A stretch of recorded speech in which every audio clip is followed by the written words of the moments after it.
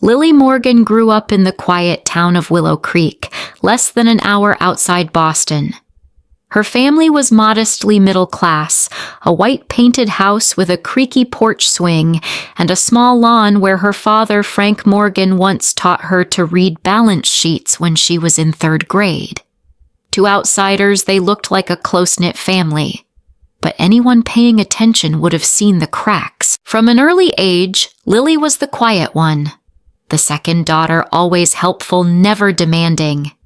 Her older sister Savannah was the family's shining star, cheer captain, student council president, and the pride of their mother Diane, who never missed a chance to boast at book club. "She's got natural leadership," Diane would say. "Savannah was born to do great things." And Lily. She was sweet, a word that in the Morgan household often meant not impressive enough. Frank Morgan, a reserved man who ran a local office supplies store, was the only one who truly saw Lily's value. He didn't express it with grand gestures, but in quiet moments at the kitchen table, he'd show her the company's ledger and say, "Understanding money means understanding freedom, kiddo." That phrase stuck with Lily like a silent mantra. But when Savannah was accepted to the prestigious Collier University in Manhattan, every spotlight turned toward her. Lily's own high school graduation was overshadowed by the send-off party for her sister. One afternoon, while Lily helped her dad organize receipts, she overheard her mother gushing on the phone, "Savannah just got a partial scholarship, of course she did. She's always been the pride of this family." The words landed softly but sank deep. It wasn't jealousy, it was invisibility. In high school, Lily wasn't a top student, but she was the one friends relied on, the one teachers trusted with errands, the one who remembered every birthday. But no one mentioned her during Sunday dinners. All conversations centered on Savannah, the dazzling daughter with a big city future and a wealthy boyfriend. Lily kept smiling. She was used to staying backstage. Everything changed when Frank Morgan began complaining about chronic headaches. Then came the diagnosis, stage 3 lymphoma. Life turned upside down fast and unforgiving. Savannah left for college 2 months after Frank collapsed. "I can't turn this down, you understand, right?" she said while folding designer clothes into sleek luggage. Diane simply nodded, already preoccupied with which shoes Savannah should take. That same week, Lily received her acceptance letter to Boston University. That night, she tore it into pieces and flushed it down the sink. Instead, she enrolled at Essex Community College and stayed home. She cared for her father, helped with the struggling business, and held the family together with quiet, invisible hands. No one asked her to make that sacrifice, but no one stopped her either. In the Morgan family, the quiet ones were easy to overlook, and Lily, right in the heart of the storm, slowly faded into the wallpaper of the very house she once called home.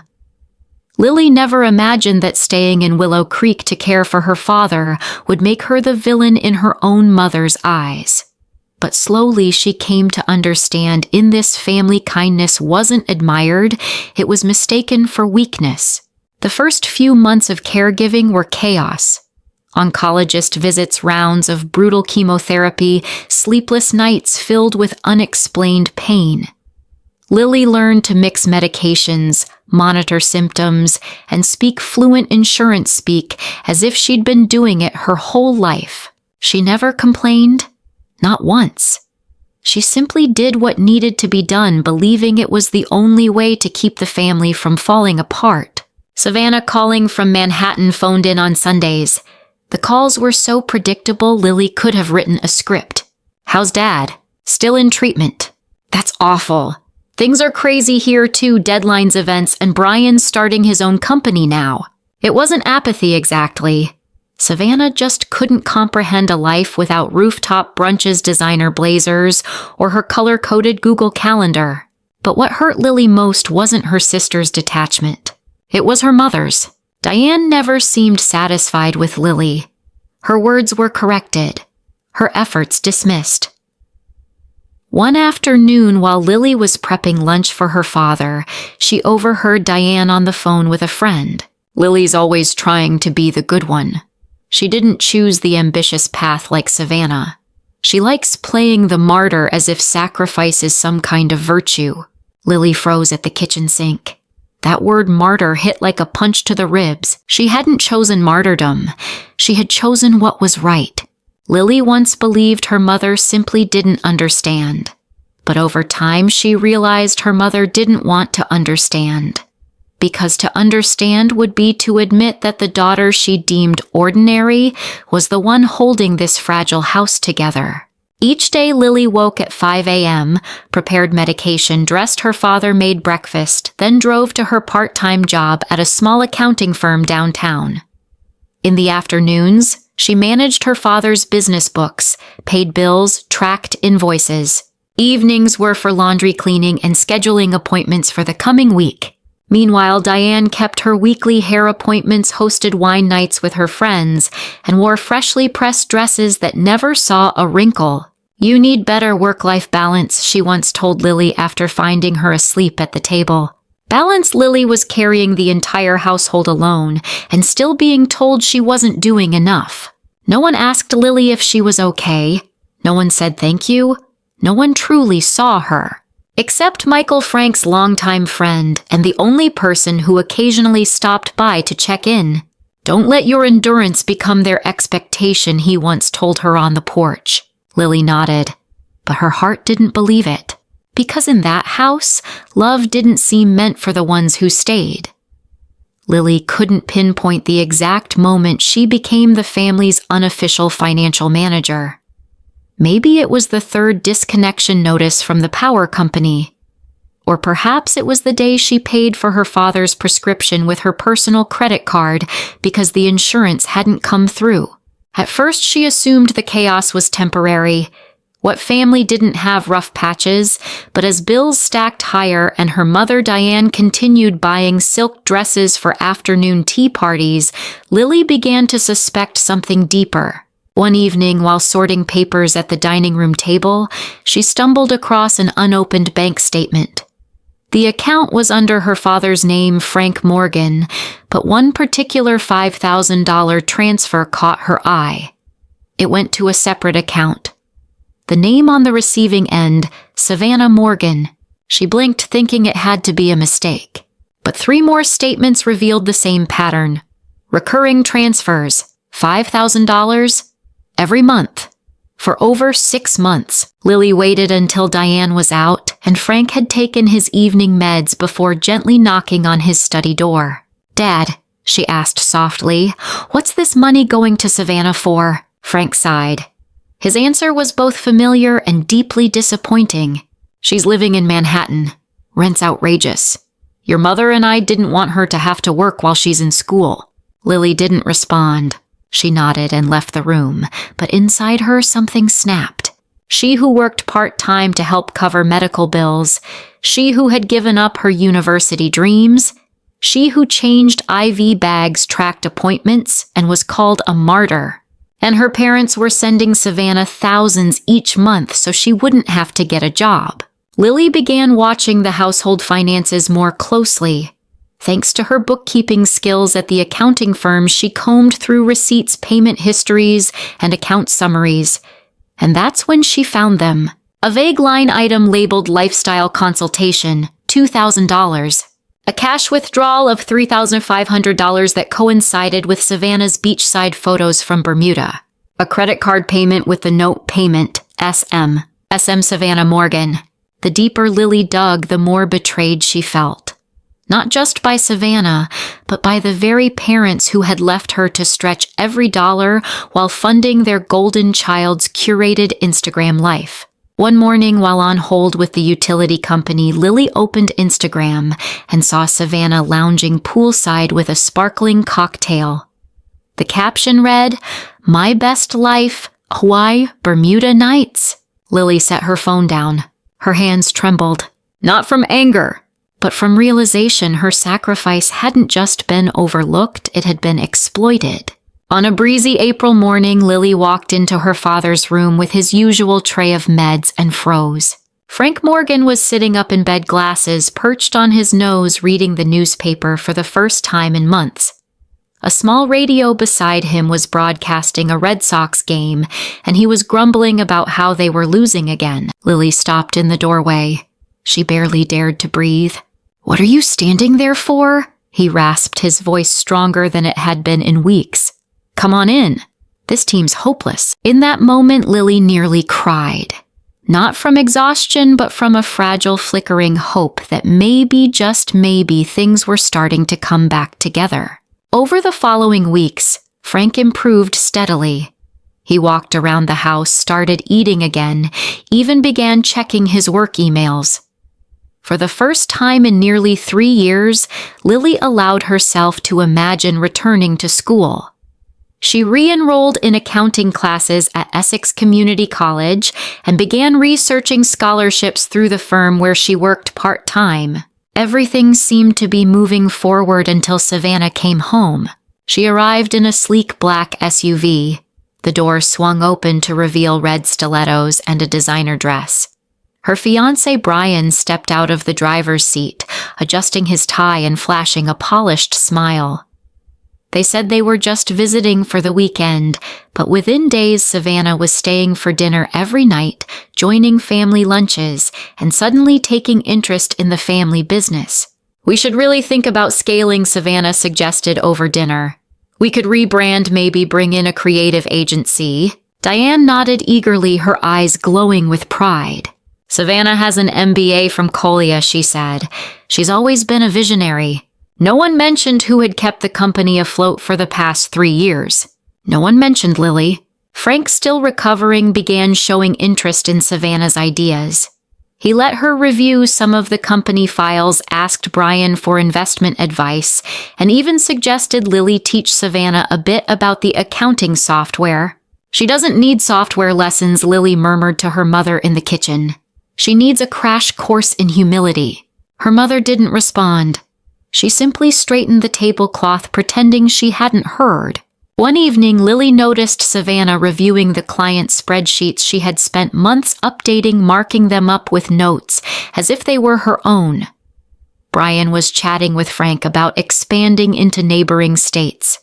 The conversations flowed as if Lily had never been there, as if she hadn't been the one holding everything together. That night, Lily sat in her bedroom staring out at the porch light, glowing through the curtains, wondering, was Savannah's return about family or about something else entirely? The answer came sooner than she expected. Ever since Frank Morgan fell ill, Morgan Office Supply began to unravel. Longtime clients stopped ordering. The bookkeeper quit. The inventory system broke down. And though no one said it out loud, the family silently braced for the company's slow death. Except Lily. She didn't have a business degree from an Ivy League school like Savannah. But she understood how cash flow worked, where the leaks were in a balance sheet, and most importantly, she cared. This place wasn't just a job. It was the last thing her father built. And now it needed someone to fight for it. While Savannah pitched ideas like rebranding, scaling, and revamping the identity, Lily worked alone most evenings in the small back office. A single warm desk lamp lit her face as she pored over invoices, past due accounts, and tax filings. She discovered 3 suppliers had raised prices for 2 years with no renegotiation. She called each one renegotiated contracts and signed short-term deals at lower rates. Then she converted the entire inventory system from handwritten logs to a free barcode software suite. It took 3 weeks to enter all the stock by herself. No one noticed. Diane still thought Lily was handling the little paperwork. Frank said, "Let Savannah handle strategy, you just assist." Savannah didn't ask at all, but within 3 months, operational costs dropped by 18%. Revenue ticked upward. Inventory was finally accurate, no more running out of stock unexpectedly. Lily didn't say a word. She didn't need applause. She just needed the company to survive. One day she overheard Savannah saying to Brian, "I think we should change the brand slogan. The current one's so outdated. We need to sound more premium." Brian nodded. "I know a branding team who did a line for my cousin's fashion company. I'll connect you." Lily bit her lip behind the partition wall. They talked like the business was some luxury side project. Like the past 3 years of battling taxes, debt, and health insurance were just a minor technical glitch. Another evening, Frank asked her, "Lily, can you help me review last quarter's sales? June looks unusually high." She nodded and pulled up the already organized report, pointing out a government office order she personally secured from proposal to contract. Frank nodded thoughtfully, then said, "Maybe Savannah can build on that strategy. Could be growth potential." Lily stayed quiet.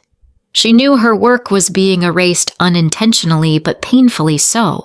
The most surprising part, she was starting to like it. Not the invisibility, the quiet control. She knew every detail of the business. She knew which clients were paying late, who was bluffing negotiations, which deals Savannah promised that weren't financially viable. She rebuilt the reporting system using free tools and Google Sheets, no outsourced cost. Still no one noticed. One morning, Eleanor, Lily's boss at the accounting firm, came by to purchase supplies. She casually asked Frank who handled the finances, commenting that the invoices lately had been incredibly clear and well-structured. Frank chuckled. "Just an assistant helping with the basics." Eleanor glanced over at Lily behind the counter, her expression unreadable. Later that week, she invited Lily to lunch. "I didn't realize you're running the entire finance arm of your family business," Eleanor said between bites of sandwich. "Honestly, that's a CFO's workload, not an assistant's." Lily smiled. "I just want the company to survive. That's been my goal." Eleanor nodded slowly. "But someday your goals should be recognition, not just endurance." That night, Lily sat at her laptop staring at the company's growth chart glowing on the screen. For the first time, she saved the file as Lily Recovery Map. No one else would see it. But for her, it was proof she had kept this company alive while everyone else focused on keeping their image alive. Savannah Morgan's wedding was held at the Lakeview Grand Resort, a sprawling estate with its own golf course, a ballroom draped in crystal chandeliers, and champagne that flowed endlessly. It was the highlight of the season for Boston's suburban elite, a 3-day spectacle with over 300 guests, a live jazz band, and of course a custom Instagram hashtag. Savannah descended the flowered staircase in a $30,000 designer gown, surrounded by a lineup of bridesmaids that looked more like a perfectly curated bridal magazine spread. Lily stood among them, dressed in a pale blue gown, not the maid of honor. That role belonged to Claire, Savannah's college roommate, who had never once met Frank Morgan. Lily didn't protest. She was used to supporting roles. She smiled when she was supposed to held Savannah's train for photos and coordinated with the event staff like a seasoned assistant. Every time someone asked, "You're the bride's sister, right?" she'd nod and offer a polite smile. Across the room, Diane, glowing in a deep plum velvet gown, told her friends Savannah's always been the exceptional one. Just like me when I was younger. She knows how to create a moment. No one mentioned who had stood in the family kitchen for 3 years preparing meals for Frank, who paid the bills, negotiated contracts, and sat alone at night with tax reports and medical spreadsheets. The ballroom shimmered with glamour, but Lily felt cold. At one point, she stepped out onto the balcony with a glass of punch in hand and overheard 2 young women whispering behind her. "Which one's the sister again?" "I think it's the one in the blue dress. She looks normal. I heard she didn't finish college. Still lives with the parents or something." There was no malice in their tone, just casual judgment. But the words sliced deep. Normal. That word echoed in Lily's mind for the rest of the evening. She left early. She wrote a short note of congratulations, then quietly slipped away, calling a cab back to her modest apartment, the one she had just moved into 3 weeks earlier. No one noticed her leave. No one called the next day to ask why she wasn't at brunch or the gift opening. At her own sister's wedding, Lily wasn't a supporting character. She was invisible. And in that invisibility, Lily finally understood that her silence wasn't noble anymore. It was erasure. After the wedding, Savannah and Brian moved into a colonial revival home in Westbridge, just 15 minutes from their parents. The house was picture-perfect white siding, wooden porch, and a rose garden trimmed to symmetry. It looked like it belonged on the cover of New England Living. With Savannah now living nearby, she began showing up more frequently for family dinners. At first, things seemed friendly, but Lily soon realized her sister hadn't moved closer just to reconnect. Savannah was positioning herself inside the company. "I've been thinking about next year's marketing strategy," Savannah offered one evening. "Brian and I have some thoughts on bringing in strategic investors." Frank nodded approvingly. Diane beamed with pride. No one asked Lily what she thought. No one mentioned she'd kept the company running for the last 3 years, negotiating with vendors, managing client accounts, troubleshooting daily chaos. Now, Savannah was being painted as the new vision for the family business. Lily didn't protest. She watched. Then came the first red flag. Late one night, while reviewing company expense sheets, Lily noticed small regular withdrawals once a week. The amounts weren't massive: $1, $200, $1, $350, $1, $500. But they were consistent. And most importantly, they had no receipts attached. She traced the transactions, checked the breakdown. The recipient account SM Holdings. She knew exactly what those initials stood for. Lily steadied herself. She backed up the data-printed bank statements, saved timestamps, and IP logs from the accounting software. Everything pointed to one chilling truth: Savannah had been quietly siphoning money from the business. Not once. Not accidentally, but as part of a systematic pattern structured to fly under the radar. 3 months in, the total was nearly $30,000. Meanwhile, Lily worked part-time, paid for her own education, and lived in a modest apartment while Savannah dined at restaurants where the menu had no prices. She remembered Savannah once mocking her, "You always live like a martyr, Lily." Doesn't that get exhausting? Lily wasn't exhausted. She was more awake than ever. She was no longer the girl standing in the kitchen corner overhearing backhanded compliments. She was the only one who knew the truth, and this time she had no intention of staying silent. That year, Thanksgiving came with an early chill in the air, an uneasy stillness that seemed to foreshadow something about to break. Lily received the invitation from Savannah via text. It read, "Thanksgiving at our place this year. 3 p.m. Special announcement. Bring whoever you want. No warmth, no hope you can make it. Just words designed not to invite, but to control." In Lily's gut, she already knew what Savannah's announcement would be. A new title, a takeover. But after uncovering the hidden transactions, the missing money, she knew she wouldn't walk in empty-handed. This time she would arrive prepared. For a week before the dinner, Lily spent every night compiling spreadsheets, printing statements, logging account transfers, and matching IP addresses. She filed everything neatly into a brown folder. Her hands were steady, but her heart pounded like a warning drum. Michael, her father's old friend, the only one Lily trusted, called the night before. "You sure about this? That girl plays dirty when there's an audience. I'm not going to expose her unless she forces my hand," Lily replied. That afternoon, she arrived early. Savannah's house looked like a lifestyle catalog: early Christmas lights, golden candles, calligraphy place cards. Diane was chatting enthusiastically with Brian's mother. Frank sat by the fireplace, oddly quiet. No one asked Lily if she needed help. No one asked how she was. At dinner, Lily was seated between distant cousins.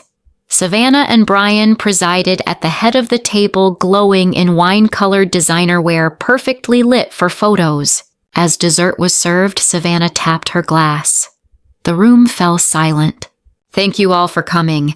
Brian and I are excited to share a special update." Lily braced herself. "We'll officially be taking over Morgan Office Supply starting January. I'll serve as CEO and Brian as CFO. We're ready to take the business to the next level." Applause erupted. Frank gave a soft smile. Diane looked tearful with pride. Then Savannah added, "And to make that happen, we need unity and full trust. Sadly, one person hasn't demonstrated that readiness." All eyes turned to Lily. "After discussions with our parents and advisors, we've come to a decision. Lily will no longer be involved with the company, nor included in future family business discussions." The air turned to ice. "She's been negative, distrustful, and disruptive." This was put to a vote, and it was unanimous. Diane looked away. Frank avoided eye contact. No one at the table objected. Lily sat motionless. There was no surprise, only a bitter clarity. A vote had been held without her. She had been formally publicly removed from her own family's legacy. But what Savannah didn't know was that Lily had a folder of her own. She reached into her bag and placed the brown folder on the table. "If we're talking about trust," Lily said quietly, "then you'll want to review these transfers." Savannah froze. "What is this?" "Unauthorized withdrawals from the company over the last 3 months, deposited into SM Holdings." The room went dead. Brian leaned over. Frank grabbed the folder, flipping pages with shaking hands. "This is fake," Savannah snapped. "You're twisting things." "Pulled directly from the accounting software. The IP matches your home computer." Diane stood abruptly. "Savannah? Is this true?" Savannah didn't answer. Lily rose, scanning the faces that once dismissed her as plain soft, the sister who stayed behind. "If you've already voted me out of the family, then I'll walk away, but I'm taking the truth with me." And she did, out of the house, out of the curated fantasy, away from applause that never meant anything. Someone called her name behind her, maybe Frank, maybe Diane. She didn't turn back. Because for the first time in years, Lily wasn't leaving as a shadow. She was walking out as herself. The next morning, Lily woke in her tiny apartment, the silence still humming with the aftershock of the night before. Her phone lit up nonstop, 8 missed calls from her mother, 5 from her father, 3 from Savannah. She didn't answer. She didn't cry. Instead, Lily brewed a cup of black coffee, cracked the window open, and let the icy winter air fill the room. Something inside her had broken, not grief, but the last fragment of denial. Once upon a time, she believed that if she worked hard enough, stayed quiet long enough, endured patiently enough, her family would one day see her. Last night, they didn't just ignore her. They voted her out. And maybe that meant she no longer belonged. At exactly 9:00 a.m., there was a knock at the door. Michael, always silent, always there, opened it. Frank and Diane stood outside. They looked haggard, older than they had just 12 hours earlier. "We need to talk," Diane said, clutching her purse like it was the last thing she could control. Lily sat at the head of the dining table. Frank and Diane took the seats across from her. The small kitchen felt heavier than any courtroom. Michael watched from the corner, a silent witness. "We didn't know," Frank began, "about the money, the accounts, everything you showed last night." "I told you," Lily replied. 3 months ago. You said I was overreacting." Frank lowered his head. "Savannah was persuasive," he said, "and I didn't want to believe it. She's my daughter." Lily let out a quiet, bitter laugh. "And I'm not," she asked. "You let them vote me out of the family without ever asking how I felt." Diane flinched, finally meeting her daughter's eyes. "We didn't realize it had gone that far," she whispered. "She admitted it, Lily. Brian made her come clean. They were deep in debt trying to keep up appearances.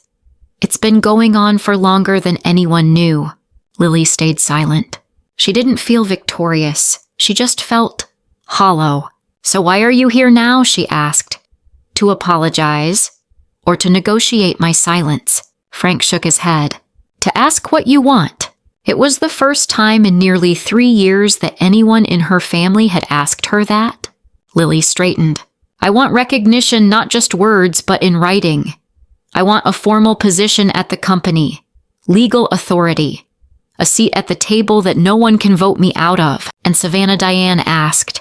"She steps down from anything involving the business," Lily said, "and she apologizes publicly in front of every single person who agreed to erase me last night." Frank nodded slowly but firmly. You deserve that. Lily looked at them, then at the folder still sitting on the table, the one that held everything she'd kept silent for too long. And for the first time, she realized the truth was her way out of being a victim. And she had used it well. After the tense conversation in Lily's apartment, Frank and Diane Morgan returned home like people who had just walked out of a courtroom. There were no applause, no justifications, only truth and a silence they had ignored for 3 years. Diane was the first to speak. I didn't know she was that strong. Frank said nothing. He was remembering every time Lily had brought up finances, every time her voice was brushed aside, every glance that went unnoticed when Savannah walked into the room. Lily, sitting by the window after closing the door behind them, didn't feel victorious, but she did feel at peace. For the first time, she was no longer the only one carrying the weight, at least in their eyes. That evening, Diane called again. Could you send me a summary of the restructuring plan? She asked awkwardly. I want to understand more. It wasn't eloquent, but it was something. Days later, Frank scheduled a meeting with Lily at the office. They sat across from each other, not as father and daughter, but as professionals having a real conversation. Lily laid out 3 terms. She would become the Chief Operating Officer, COO. Her authority would be legally recognized and protected. Savannah would withdraw from all financial involvement in the company. Frank read every line. After nearly 3 decades in business, he didn't say, "Let me think about it." He simply nodded. "I'll have the attorney draw it up. And this time, I won't leave you out." Lily gave a small, tired smile. 3 days later, a family meeting was held at Frank's house, not for dinner, but for a reckoning. Michael attended. Brian arrived with Savannah, who no longer wore designer dresses. Her eyes were red, her hair unstyled.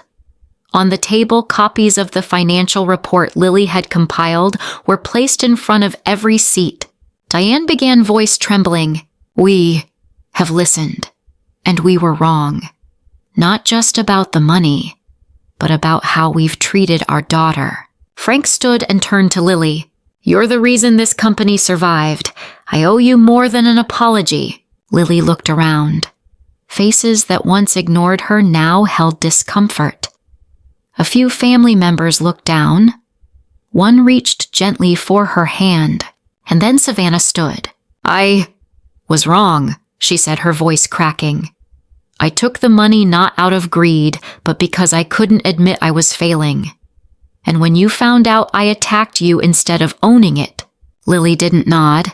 She didn't shake her head. She just listened. "I'm sorry," Savannah said, "to you and to everyone here." Silence hung in the room. Lily didn't forgive her that day, but she reclaimed her place not just in the business, but in the room.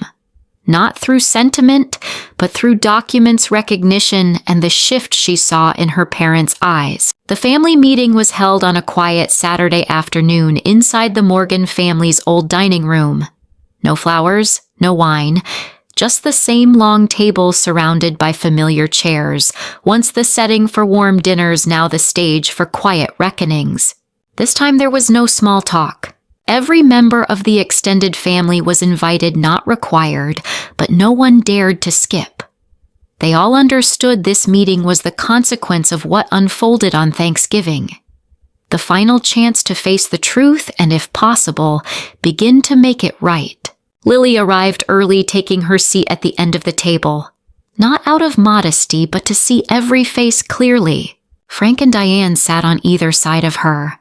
This time they offered no defense, no interruptions. They were here to listen.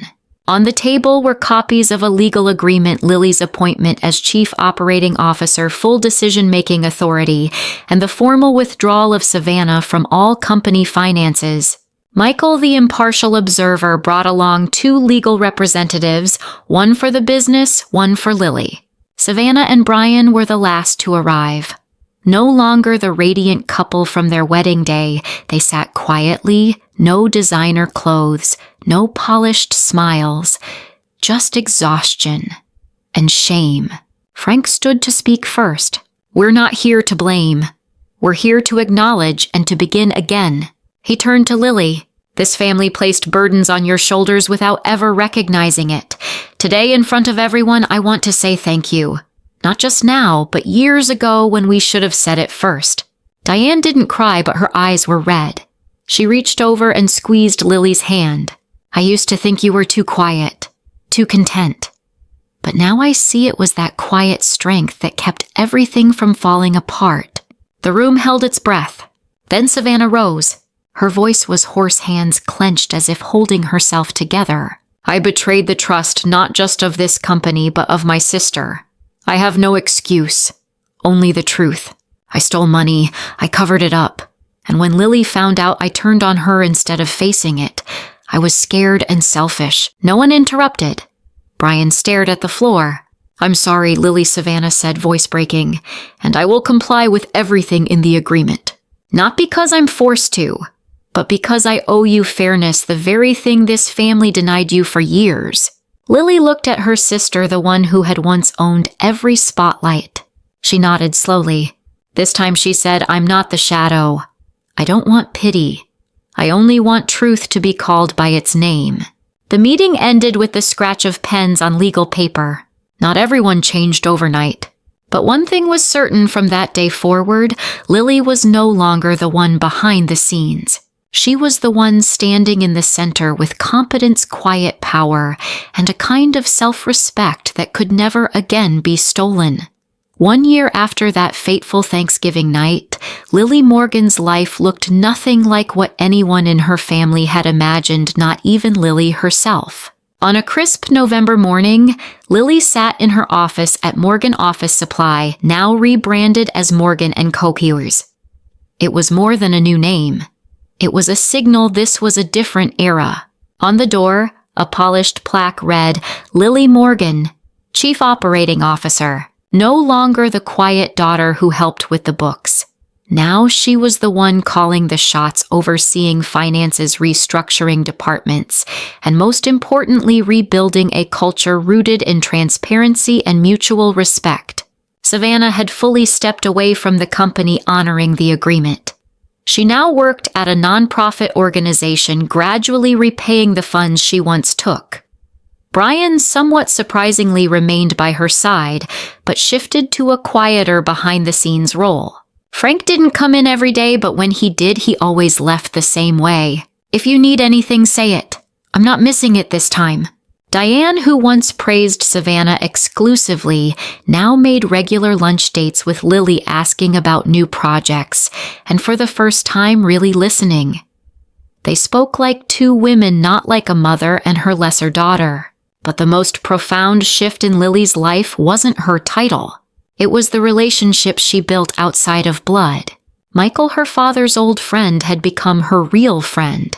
They didn't rush labels, but Friday nights with wine on the balcony had become a quiet, unspoken ritual. Eleanor, the owner of the accounting firm, the first person to truly see Lily's worth, remained her